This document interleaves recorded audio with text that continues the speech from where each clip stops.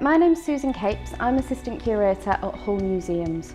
Part of my role involves looking after a very cherished collection of 19th and 20th century dresses made by local couturier Madame Clapham. I'm going to tell you about this collection as part of the Spotlight on Madame Clapham season series of talks. Madame Clapham, as she was known, set up a dressmaking salon in Kingston Square, Hull in 1887 at the age of 30. She was an ambitious woman with a good business sense and a creative flair for fashion design.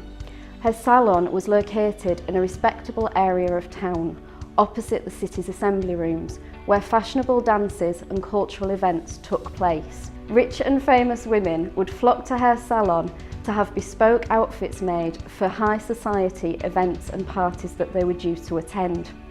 Madame Clapham served aristocracy and European royalty, including Her Serene Highness Princess Daisy of Pless, a former duchy in modern-day Poland. Most famously, she created dresses for Queen Maud of Norway, who was the daughter of Britain's King Edward VII. Such was Madame Clapham's reputation that she achieved all this through personal recommendation and word of mouth. At no point did she undertake any formal advertising. One of her most loyal clients was Miss Muriel Wilson of Tranby Croft, a country house in Anlaby on the outskirts of Hull. Muriel was daughter of shipping magnate Arthur Wilson. She was a renowned Edwardian beauty and leader of local fashion, and we often find that many of Madame Clapham's clients had society connections with Muriel. Muriel's fashion was admired as far away as London and New York, which helped Madame Clapham to compete with the London fashion houses. The survival of Madame Clapham's creations attests to the quality of materials that she used. She spoke of visiting London and Paris regularly to collect fashion plates, model gowns and fabric samples. You can see some of the fashion plates that were hand-coloured here.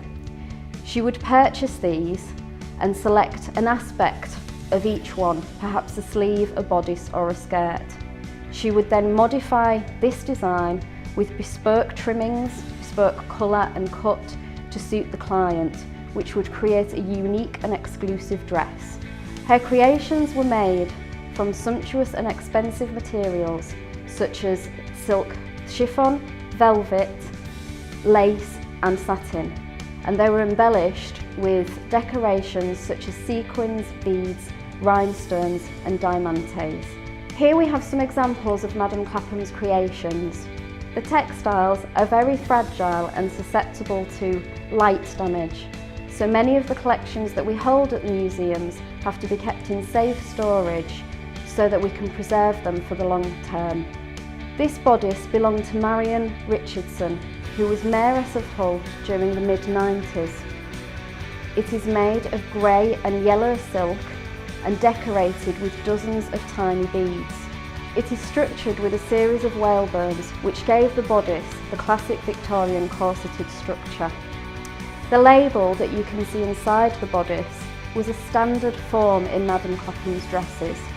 You'll see that it says Court Dressmaker.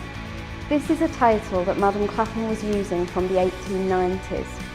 She had developed a niche for creating dresses for young ladies and debutantes who were being presented at court as their introduction into society. This much later dress shows how extensively fashions changed in the early 20th century. It dates from the early 1930s. It is made from luxurious materials, including a black velvet, and is decorated with gold eurex and rhinestones. It belonged to Lady Cardwell of Aldborough, who commissioned various dresses from Madame Clapham. She was known to visit Tranby Croft, and it's possible that she obtained her recommendation from Muriel Wilson. We have a small selection of items from the Madame Clapham collection on display at the Hands-On History Museum in Hull's Trinity Square. You can come and see these each second or fourth Saturday of the month between 12 noon and 4 p.m.